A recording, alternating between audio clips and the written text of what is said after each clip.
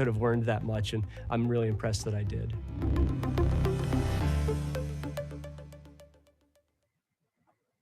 All right, there we go. So there's our video, and then let's pop over to the PowerPoint here, and we'll present this, and we'll go through what a year here at TCD and the CIS game design program looks like, and what the expectations are and what the educational goals are. There's the link to the video that we just watched. So my name is Evan Wright, and I have a master's degree in computer science and a master's degree in teaching. So I'm a professional programmer that went into teaching. So I've got both bases covered. I'm not like a math teacher. They turned into a computer teacher, and I'm not a programmer who has no teaching experience at all. So I spent a lot of time as a professional software developer, and I've spent a lot of time as a teacher. And I feel like my current job is a lot of fun because I get to fuse both of those things and share that with the next generation. And I get a lot of satisfaction out of that. I really enjoy what I do. I've been doing this for a very long time, and I can prove it to you. This kid here with the hair and the army jacket, that is me back in 1983. So I've been playing around with computers, writing games for a very, very long time. I love to do it. It's what I do all the time for fun, and I love sharing it with other people. I've written all sorts of things for all sorts of platforms. You'll notice there's a Palm Pilot there on the right. I've written some iOS stuff. I've done cartridge games for old computers. I've written an Atari game over the summer. I'm always looking for some fun new project. So I always have something fun in the works. So that's kind of what drives me. I love writing code, and I love sharing my knowledge with others. So what do you do in a game design class? That's kind of a nebulous term. Really, it is programming. So don't have a misconception that all we do here is we just play games and talk about which games we like and which games we don't like and why. This is a programming class. I am a programmer. I teach programming. That's what I do. So if programming is something your son or daughter may be interested in, this is a very happy place. If your son or daughter is not really interested in programming, this is not a happy place. And TCD has so many great programs. It should be easy to find a happy place here. So just be aware of that going in, that this is a programming class, a lot of programming. And if programming is not something that's interesting to you, you may want to look at a different program. So what I try to do is really give you the knowledge that you would get out of an intro computer science class, at the college level, plus a whole lot of history and just kind of fun stuff thrown in too. So there's about 5 or 6 major units in the year, and you can see that 5 out of the 6 here are programming. We do a little bit of 3D modeling using 3D Studio Max. I'll talk about that later, but really what we're doing is programming in a whole variety of different languages. C, Lua, game maker languages, which is a lot like C or kind of JavaScript, C#. Those are the languages that we hit. The 3D modeling is very visual. There's no programming involved. So usually when people are about to murder me because they're so sick of programming, then we switch over to 3ds Max, and it buys me a little extension to my life. Lets the steam off, lets the safety valve open a little bit. So we start off the year with an adventure game. Now, adventure games, if you could think of a choose your own adventure book, but like turbocharged, that's what an adventure game is. We're trying to make something like the classic game Zork. It's a text-based adventure game where you type, go north, go south, go east, open chest, kill troll with sword, put helmet on head. You're typing commands into the computer, and the computer is telling you whether what the results of those commands were. So it's text only, which is really nice because it allows us to cut down the complexity. We don't have graphics and sound to worry about. We can just take a small chunk of learning how to program and just work with that to make a text-based adventure game. We have some software for mapping out the area, the game space, the world that the game takes place in. And then we take that map and we import it into a development system that I'm the author of called Lantern. And that's where the students add the code that makes the game run and makes it interactive. And then we can export the game out to different platforms. Mac, PC, Linux, but we can also export the thing out on a floppy disk for a really, really old computer like an Apple II here. So here it is running in a game running in an Apple II emulator. you can see the, I'm typing in commands to the game, and it's telling me what's going on. So there's a world here. The world is interactive. However, the world is all based in text. So that's what we're making here. And this is what the games look like when they're played. I've got all sorts of old machines here, and we boot them up and we run games on them. There's one behind me right now. So that's a lot of fun. Kids really like it. The next thing we do is Pico 8. Pico 8's kind of, you could think of like a Game Boy kind of system. It has a retro feel to it. It is absolutely a wonderful tool for learning how to program. It uses a language called Lua, which is widely used in various industries. It's used in Roblox. I know that. I think the Waze company uses it. It's a general purpose scripting language. It's very easy to get going with it, and it has wonderful documentation, and it's a great music editor. You can make 4-channel music with it. It's a lot of fun. And we start off real simple. Like, I don't want to, scare anybody. I don't want to throw people in the deep end. So here's an example of like something we did recently. Just here's a description of how to make a program that just draws 100 random colored lines on the screen and then clears the screen and starts over. How do you set up a structure that repeats, like a loop, if you've done some programming before? So we just try to chip away at the kind of the knowledge base and put more and more tricks into our bag until finally we can start making something like a 2D graphics engine, and actually start making some serious games. Here's a game I wrote using the 2D engine that I have the students build. This is a clone of a game called Donkey by Bill Gates, one of the world's richest men. I think he wrote this when he was like 19 or something. So Pico 8, lots and lots of fun, great learning environment.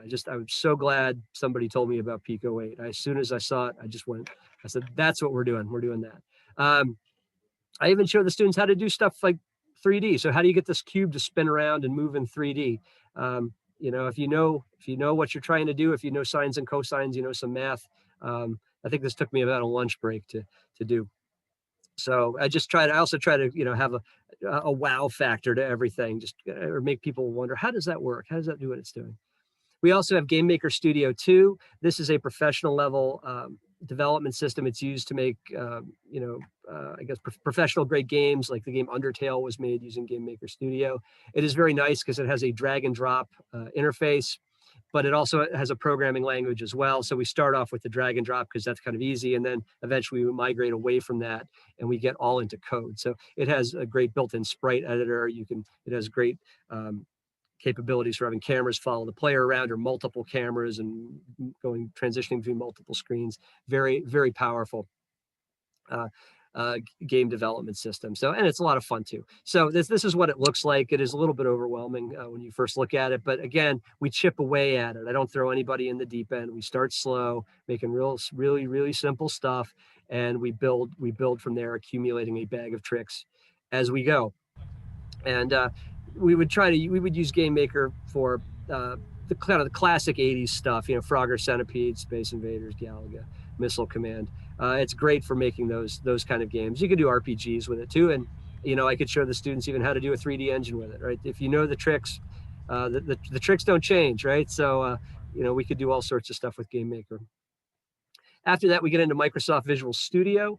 That is a heavyweight professional development system. I teach that over at College of DuPage. The language we use within that tool is C#. It supports multiple languages. Visual Studio is widely used in many, many industries. It is a very, very powerful tool, very good to know. And C# is a great language. I love programming in C#. It's Microsoft's clone of Java, so it is widely used. You can make all sorts of stuff with it. You can make desktop programs, mobile apps, back-end server-side applications. It has great interactivity or connectivity with databases. Very, very powerful, widely used language. But it's also used by several game engines, which is why we use it. So we get kind of a 2-for-1 there. And again, we start off simple. Just make a guess the number game, and we just kind of build from there. How do you make a game called Simon? Well, now we've got to talk about data structures. How do you generate random numbers? How do you store random numbers on a list? How do you set up timers to make the lights flash in the correct order? How do you keep track of what colored light the player is trying to match. So it's a game like Simon, you think, oh, okay, well, that's not very much, right? But then when you sit down and try to make it yourself, it's like, oh, it's a lot harder than I thought. So that's what, we just start slow and build up. How do you model a grid? A grid of stuff, a matrix, right? So here's Minesweeper. Right? How do you make Minesweeper? What's the data? What are the data structures underlying that, right? Because when you talk about data structures, now that's the design, right? Okay, I want a grid-based game. Okay, how do I model a grid, right, in a programming language? And again, if you know the tricks, here's a 3D raycasting engine that I wrote over the weekend, just to show the students, like, it doesn't have to be a 3D engine. If you know the tricks, you can make your own engine. So that's kind of what they were doing in the game Wolfenstein way back in the 90s. It even does texture mapping. All right, then 3D Studio Max. That's the 3D modeling part. People either love it or hate it. This is where we start making the kind of assets that you would get in a 3D game. So if you have a castle gate and you need a key to unlock it that you find in a treasure chest, well, some 3D artist has to make the key, the treasure chest, and the gate. And that's the kind of thing we do here. We make these to put into the 3D games we're going to make later. So we make like a Crossy Road clone. So we make little cars and chickens and stuff. It's a lot of fun. And again, we start small and get more complex from there. Oops, and we can do animations too. We can even animate characters using 3ds Max. So there's just a cool little exercise I have the students do. Here's some parts, put them together and make them do that. Finally, at the end of the year, we get to the 3D stuff. That's Unity, a very powerful 3D engine used for a lot of mobile games. And that is where the 3D modeling and the C# programming come together. The 3D modeled objects make the world look there, like it's there, but it's the code that makes it all interactive, right? So you put the code on the models and now you have a game as opposed to just kind of a nice, pretty museum of things. Here's what Unity looks like. Again, heavyweight professional development system, but we start small and chip away at it so no one gets overwhelmed. So we don't use kind of dumbed down like educational things. I mean, we kind of use the real tools. Here's an example of what a game in Unity might look like. Again, I think I just threw this together on a couple of lunch breaks. The crates are easy to make. I modeled the scaffold for the building using 3ds Max. The skyscrapers are just boxes with textures on them. So the 3D models make the world look like it's there, but the running around, the jumping, the falling off and getting put back on the building if you fall off, that elevator going up and down, it's going up and down because there's code on it, right? So, and you win the game by getting to this invisible box at the top, and there's some code. It says if the player's in the invisible box, then print out you win and start a timer to reset the game. So that's at the end of the year, that's where the code and the 3D modeling come together to make the 3D games. All right, so we also do other stuff as well. Here's an evasion stealth game I have the students do. So they get to make the landscape, they get to animate the characters and create the waypoint system for the characters. So I show them how to do that. That's a lot of fun. So that's what our year looks like. We start off at the dawn of history and we kind of move through, up to the present era. And kind of like learn several programming languages along the way. So the kind of student who does well in this class is someone who's independently, is a self-starter, someone who's motivated. And if I'm off helping some other student, they're not going to go off task. They're going to stay with the program and focus on getting their work done. There's a lot of troubleshooting. Coding is frustrating. It's hard and it takes a lot of persistence. And when things don't work, it can take a lot of digging to figure out why things don't work. So problem solving skills are a very, very good asset, very good thing to have. And also persistence. Nothing ever works right the first time, ever. I mean, it's always multiple attempts to get things to work. So you really, if you're trying to tackle something, you might not work the first time. You may have to try different approaches to getting it working. Attention to detail, uppercase X is not the same thing as lowercase x. 1 equal sign is not the same thing as 2 equal signs, right? So we have to be careful with our work. And the ability to communicate, the ability to ask for help. If a student doesn't tell me that they need help, then I don't know that they need help. And that can be a problem. Actually, I would say that's probably one of the biggest problems I have that I don't really have an answer to is if a student doesn't really want to communicate, I have a very hard time helping with that student. But if a student, even if they're struggling, if they can have an open dialogue with me, and then great, we'll figure out what the problems are, we'll identify them, and we'll push forward, and we'll get to the finish line. So ability to communicate is key. If you have, again, I think I said in that video, you do not have to be like a super genius, but if you have grade level math and reading skills, you'd be in fine shape. So that's kind of indicators of a successful student. And then for the dual credit, there's currently a possibility of 10 credits through College of DuPage.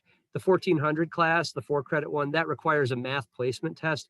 Most students do not pass that test, and I cannot sign them up for that class. Although I can make exceptions for students who, if they really demonstrate that they're self-starters and work independently and really and can do the work. So there is a math placement test, but I can make exceptions. Probably shouldn't say that on film or what's being recorded, but there's I guess I try to be fair. Fairness is a big deal for me. I really try to make sure that policies are fair, and I'm doing the right thing, not just following the rules. So there's not a lot of tests and quizzes. Everything is project based, and I've put many video tutorials together. When you show up, you look at the schedule, you can pick up where you left off. If there's a new activity, go to that folder. Everything has been videoed. Everything has been put together there for you. And that's helped us out a lot now with COVID, because I've just managed to take all this stuff and put it up in Schoology, and the students can use it. And that's where that independent learning thing comes into it. So everything is very, very well supported. There's not a lot of lectures. Students really, I don't think anybody likes lectures. It's been proven over and over again that lecturing is about the least effective delivery system there is for content. So that's kind of what things are around here. And things are also meant to be creative and friendly and fun. So I don't want that to get lost in the boring PowerPoint. So there's my contact information. I'm Evan Wright, evanw@tcdupage.org. There's my phone number. If you need to call me for any reason. And I hope if you have a son or daughter in this class, I hope they're enjoying it. If you have any questions, feel free to call or email. If you are thinking about enrolling your son or daughter in this program, that's great that you're here, and I'd be happy to answer any questions that you have. So what I'm going to do now is I'm just going to stop the recording, and if anybody has questions, they can ask me. We'll see how this goes. I don't know if there'll be a lot of simultaneous questions, but we'll just try it and hope for the best here. So I'm going to